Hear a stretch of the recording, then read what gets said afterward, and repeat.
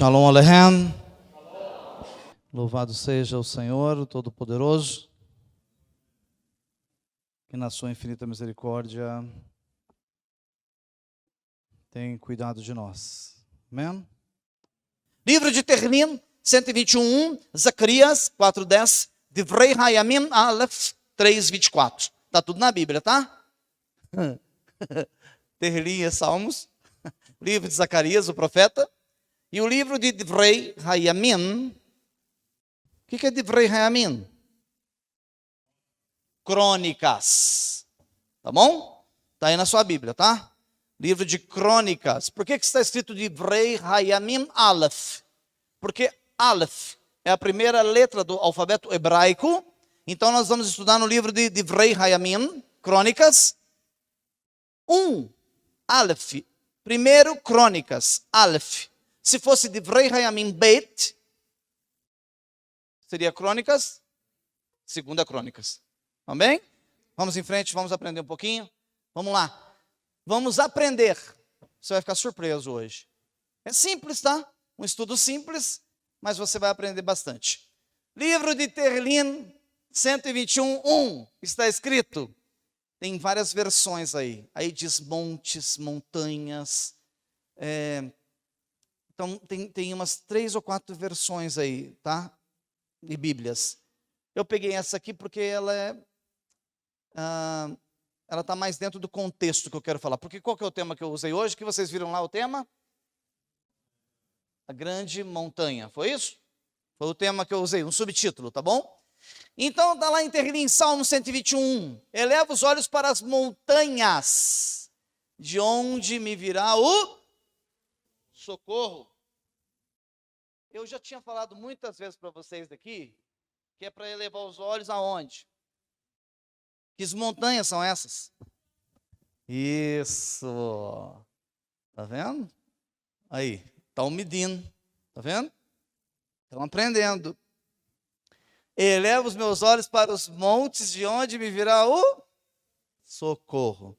Mas eu sempre disse para vocês ficarem atentos, porque normalmente a Bíblia ela trabalha em dualidade. Os versículos, grande parte, trabalham em dualidade, são dual. Ok? Então vamos entender melhor o que realmente o Salmo 121, está dizendo. Vamos lá, vamos entender isso. Olha aqui. Olha a volta que a gente vai dar para você entender isso.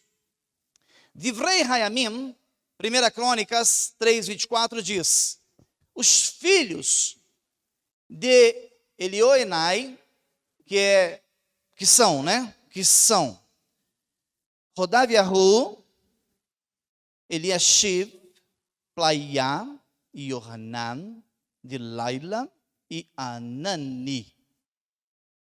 Aqui está falando da genealogia de David e da genealogia de Salomão.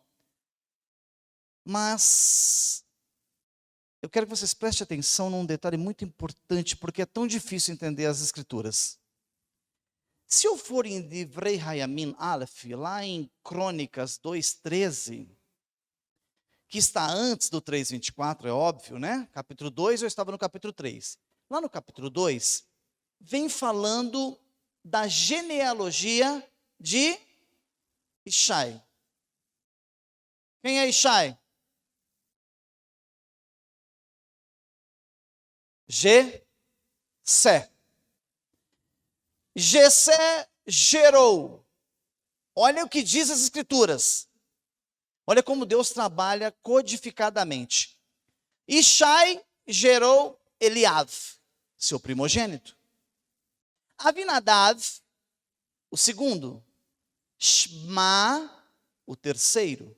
Netanel, o quarto. Hadai, o quinto. Otzem, o sexto. E David, o sétimo. Que coisa incrível. Agora eu te pergunto, David, o sétimo.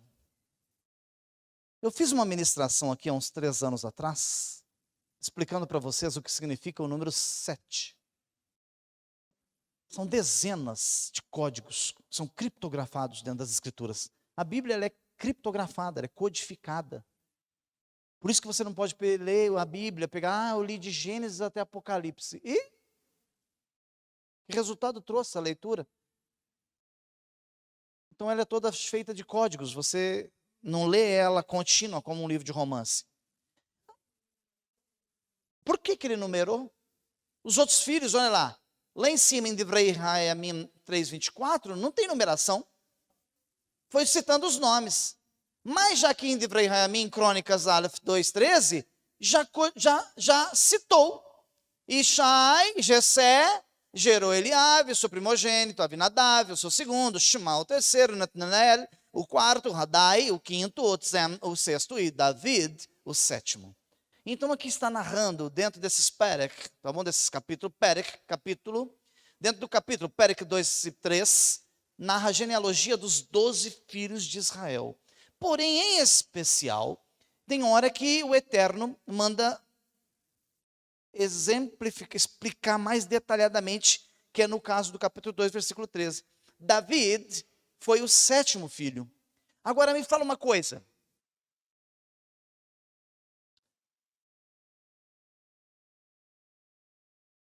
Por que Deus colocaria ele como sétimo?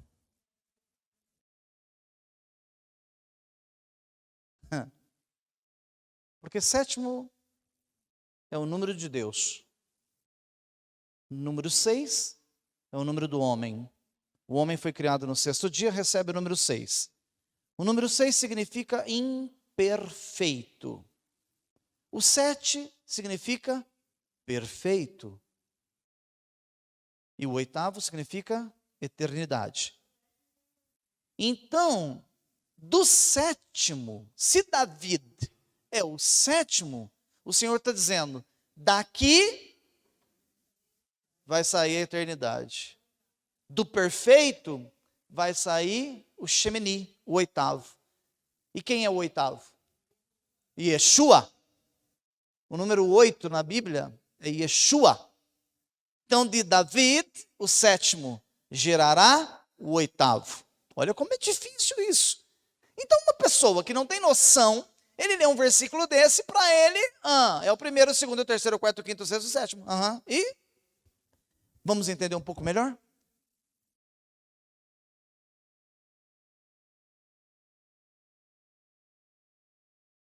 Vamos lá. Então, lá em cima, quando fala dos nomes dos filhos, Eliashiv, Plaiá, Yohanan, Dilaila e Anine, você está lendo o texto, mas você não vai entender o que está escrito. Então vamos entender todo o contexto. Se concentre aí, porque não é fácil, é um assunto um pouco complexo. Mas eu falei que era um estudo simples. Por que simples? Porque eu vou gastar 30 minutos. Primeira coisa, você tem que prestar atenção no nome do livro. O nome do livro não é Crônicas. Crônicas foi Roma que colocou lá, Crônicas. O nome do livro no original, Divrei Hayamim, não é Crônicas, mas é Discurso dos Dias. Eu te faço uma pergunta. De que dias? Discurso de que dias? Lembra que eu ensinei uma regrinha para vocês? No dia, nos dias, aquele dia, o dia do Senhor, tudo isso está inserido na palavra Hayamim, que significa era apocalíptica. Então, nós estamos falando de Apocalipse no livro de Crônicas, ou seja, em Divrei Hayamim. Então, veja só, se estamos falando de Apocalipse, os versículos aqui estão codificados. Anani é o sétimo filho, mas a tradução da palavra Anani é o das nuvens. Que coisa tremenda isso! Que coisa bruta esse negócio. Anani. O nome do menino é O das Nuvens.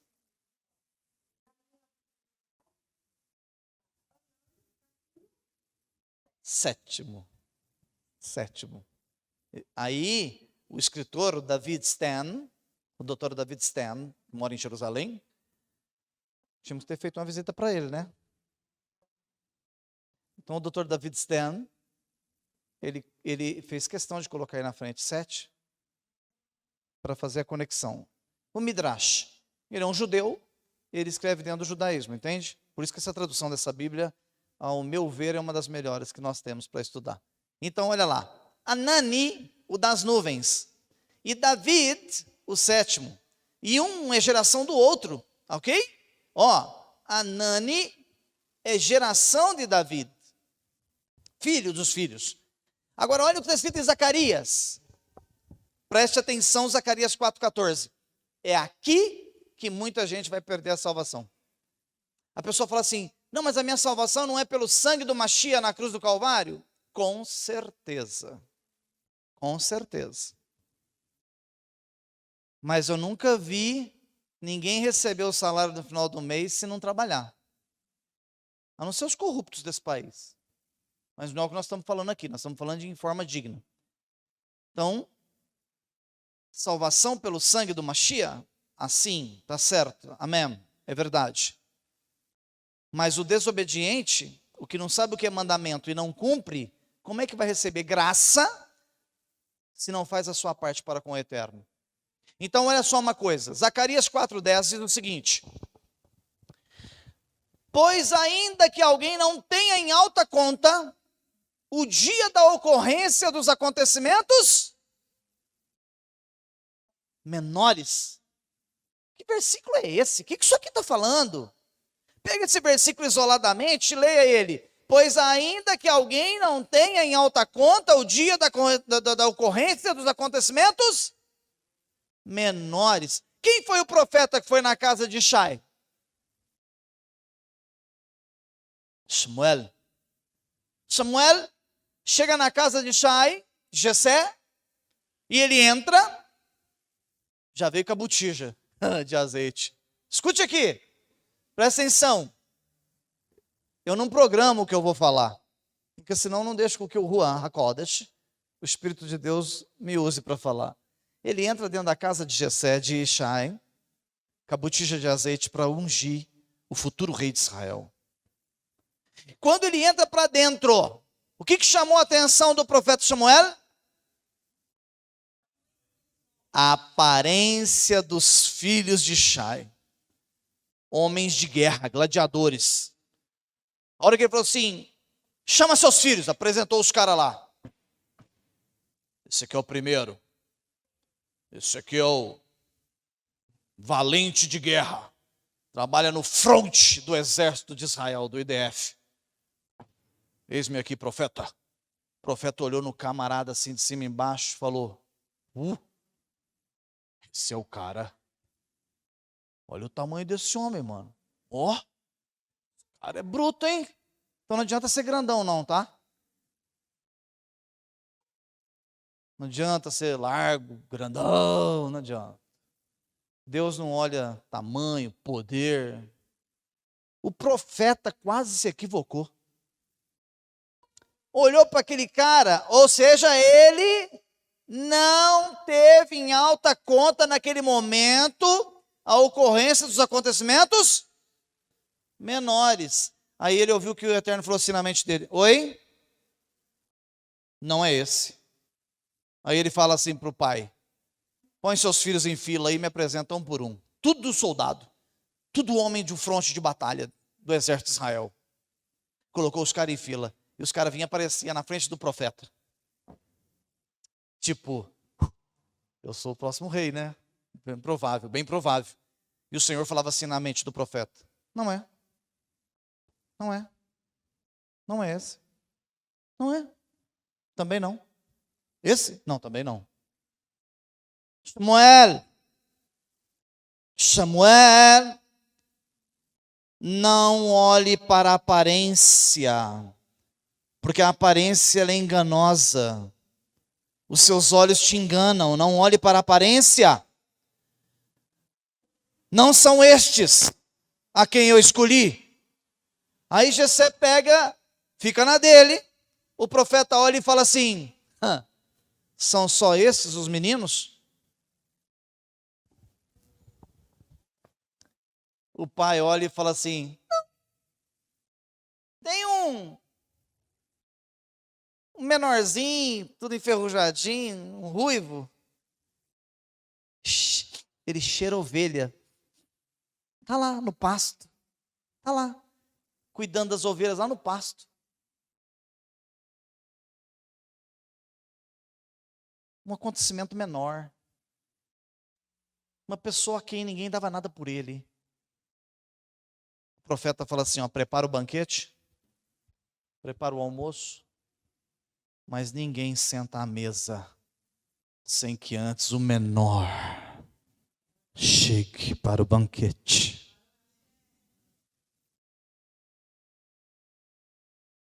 E aí por aí eles ensinam para você que você tem que prosperar, que tem que andar no melhor carro, ter a melhor casa, ser o cara melhor de vida, o melhor dinheiro. Eles não falam que você tem que ser o menor. Pregam o inverso, que você tem que ser o maior. E quando chamam o menor, que é o qual eles não tinham dado o mínimo de atenção, entra o menor, tudo cheirando ovelha, porque dormia com as ovelhas, vivia com as ovelhas, comia no meio das ovelhas, tomava o leite lá no meio das ovelhas, vinha para casa de vez em quando, porque ele era abandonado, largado, desprezado, vivia no pasto.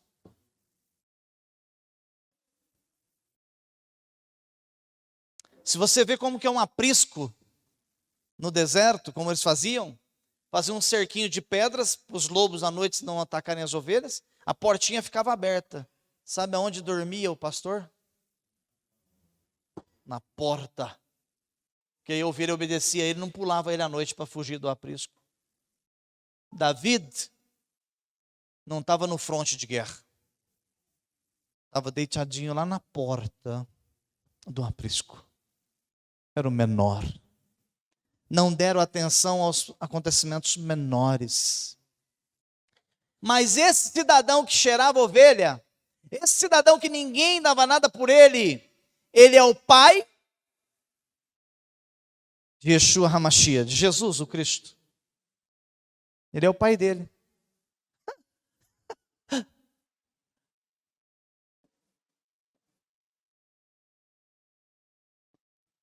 Yeshua foi gerado de uma genealogia perseguida, sofrida, humilhada. David, quando assume o trono, e depois vem seu filho, Salomão, vem seu filho, que constrói o templo. Mas se vocês forem ver, eram perseguições em cima de perseguições, guerra em cima de guerra. Mas o Eterno usou um acontecimento menor. Anani, ninguém deu atenção para ele. Ninguém deu atenção para o nome dele. Ninguém se lembra, você frequentou a igreja a vida inteira. Foi nos cultos a vida inteira. Ninguém nunca ensinou para você quem é Anani. Ninguém te disse quem ele é. Você nunca ouviu isso na sua vida. É desprezado. Um nome que nunca foi citado. É um nome desprezado. Ocorrência de acontecimentos menores. Anani, o nome do menino é o das nuvens. Olha o que está escrito em Daniel 7,13. Deus estava lá no livro de Crônicas, em Divrei Hayamim, dizendo: o meu filho, aquele, o Mashiach, a quem muitos vão desprezar, ele será da descendência dos menores. Daniel 7,13 começa a confirmar isso. Está escrito em outro livro escatológico, outro livro apocalíptico, Daniel. Porque Zacarias 4,10 também está falando de um acontecimento apocalíptico. Continuei recebendo visões noturnas quando vi a Nini.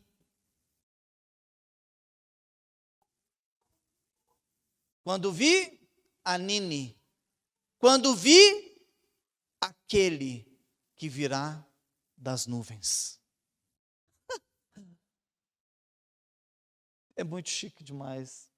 Eu sei que está um pouquinho elevado o nível de interpretação de texto, mas se vocês se esforçarem, verão a profundidade disso aqui. Continuei recebendo visões noturnas quando vi, vindo com as nuvens do céu, alguém, o Anini, como filho que é da descendência de Anani. Mashiach. Tudo interligado, tudo criptografado, tudo codificado. Forte com força, não é não? Não é lindo isso? Mas vamos partir para o final? Vocês já estavam cansados no louvor? Se eu esticar muito aqui, alguém cai da cadeira. E se tem uma coisa que eu tenho medo é de chegar lá no UPA, no pronto-socorro, com alguém machucado. Foi acidente de moto? Não, caiu no culto. Bateu a cabeça no chão. Então a gente não pode mentir. Capotou de moto? Não, estava no culto, dormiu, bateu a cabeça no chão. Então vamos lá, Atos 1:9. Depois de dizer isso, ele foi elevado diante dos seus olhos. Olha lá, Atos está falando do dia da ascensão de Yeshua, o dia em que Yeshua subiu aos céus. Ele foi elevado diante dos seus olhos e uma nuvem o cobriu da vista deles. Assim como ele virá a Anani, assim como ele virá nas nuvens, Anani também foi levado com as nuvens. Lá em Matitiahu 24:30, então o sinal do Filho do Homem aparecerá no céu. Todas as tribos da terra se lamentarão e verão o Filho do Homem, Anani, vindo nas nuvens do céu, com grande poder e glória. Divrei Hayamim estava profetizando que o nosso Mashiach viria, subiria nas nuvens e viria nas nuvens. Mas se você ler um versículo daquele, você não vai entender nunca que aquilo está falando da volta do Mashiach. Viu como é profundo, como é lindo isso? Se você estiver entendendo. E se David é o sétimo, está profetizando que esse que vai vir nas nuvens é o oitavo. É o próximo da genealogia. Ok? Isso. Vamos lá? Vamos em frente para terminarmos? Livro de Terlim, 121, 1 e 2. Onde nós começamos? Elevo os meus olhos para as montanhas, de onde me virá o socorro. O meu socorro vem de Hashem, Adonai, o Criador dos céus e da terra. Vamos fazer um midrash? Vamos correlacionar o texto? Zacarias 4:7 diz: quem és tu? Grande montanha. Quem é você? Que os textos dizem a grande montanha, a montanha, eleva os meus olhos à grande montanha. Quem és tu, grande montanha? Você se tornará uma planície diante de Zerubabel. Zerubabel significa os filhos de Babel, os filhos da Babilônia. Tá? Zerubabel, ele colocará a pedra angular no lugar. Então quem és tu? Quem és tu, grande montanha? Terlim, Salmo 118:22 diz: a pedra que os construtores rejeitaram tornou-se o quê? A pedra angular. Antes de eu chegar na pedra angular, deixa eu dizer uma coisa para vocês. O 10. Volta um versículo para mim.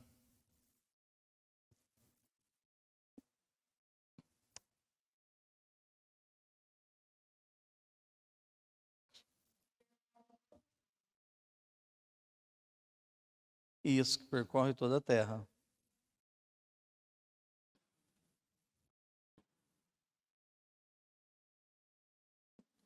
Volta mais um. Mais um. Mais um. Ok? Vamos começar novamente. Salmo 121, Terlim 121, 1. Elevo meus olhos para as montanhas, de onde me virá o socorro. Eu quero que você agora me diga, quem são as montanhas? Yeshua HaMashiach. É lindo isso? Não é lindo isso? Então não é montanha, ninguém está olhando para a montanha, ninguém está olhando para as colinas de Israel. Ok?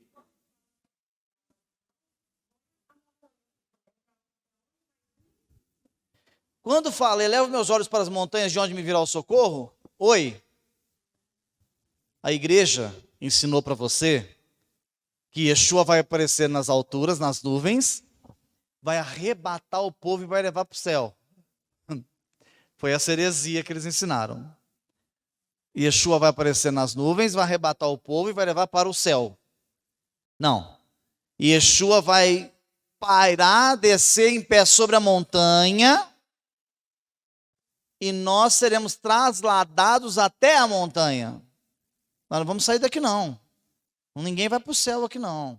Vai todo mundo para a montanha. Que montanha é essa?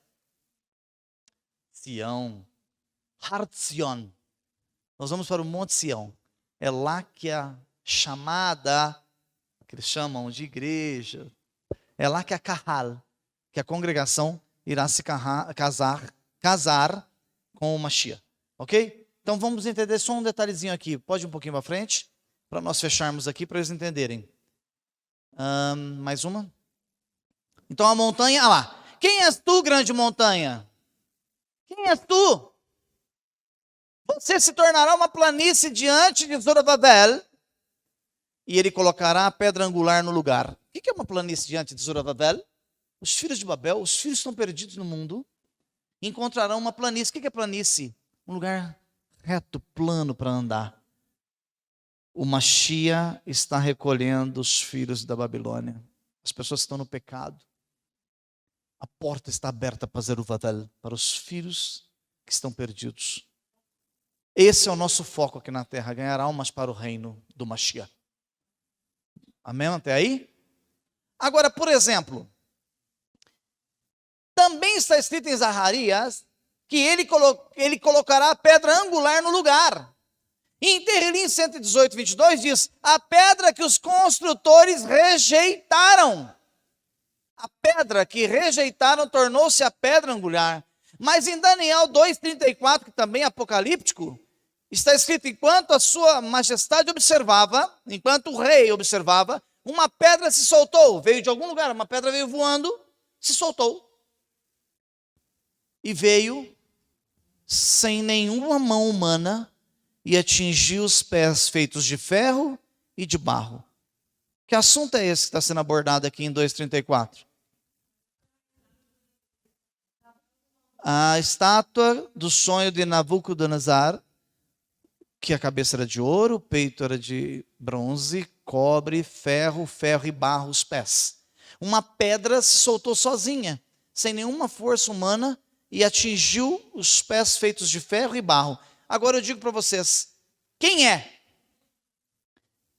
A pedra Yeshua, que acerta o pé. Agora eu faço uma outra pergunta. Quem são os pés? Edom. Quem são os pés? Os pés é Brasil, França, Itália, Noruega, Canadá, África. Os pés é o governo mundial nos dias que essa pedra for lançada lá de cima. No dia que a pedra for bater aqui na terra para destruir. Olha lá o que está escrito. Mas essa pedra também é chamada hoje da pedra angular, que deve ser colocada no seu devido lugar, certo? Então, tem como pausar aí, você tirar da tela, e você lançar um louvor que foi cantado aí hoje? Depois, nem todos sabem. Sim, mas eu vou mostrar ali para mim primeiro.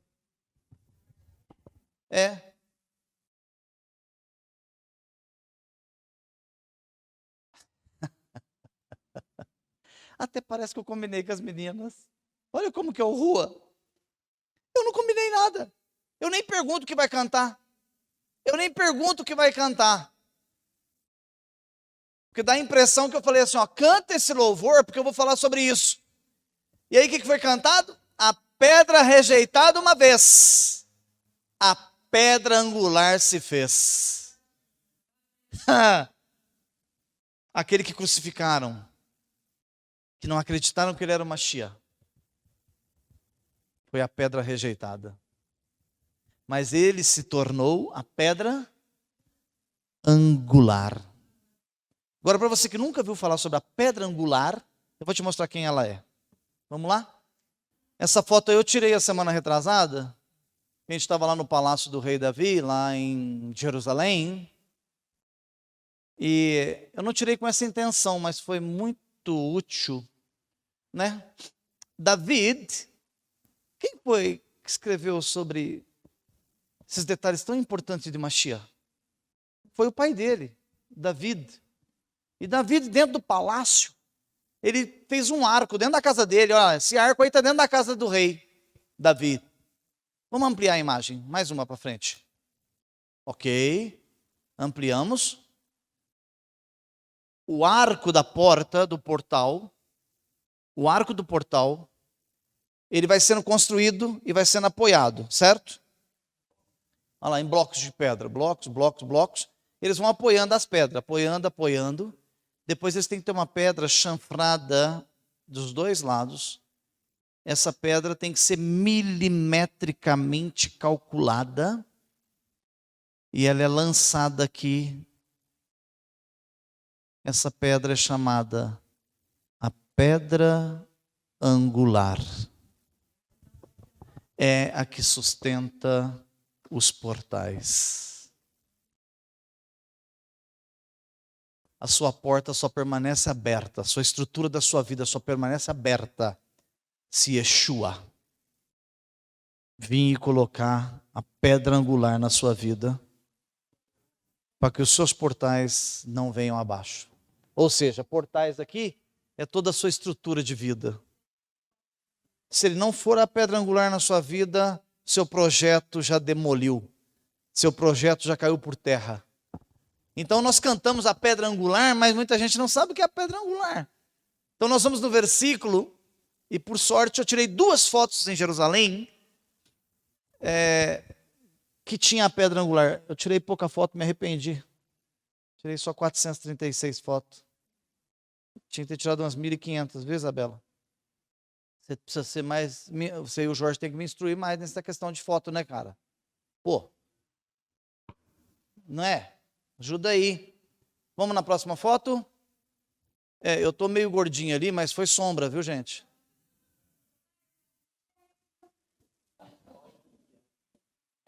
Gente, eu vou cobrar esse merchan aí. Fazer merchan aqui na congregação não pode, não. Depois, se faz favor, manda uma ofertinha especial.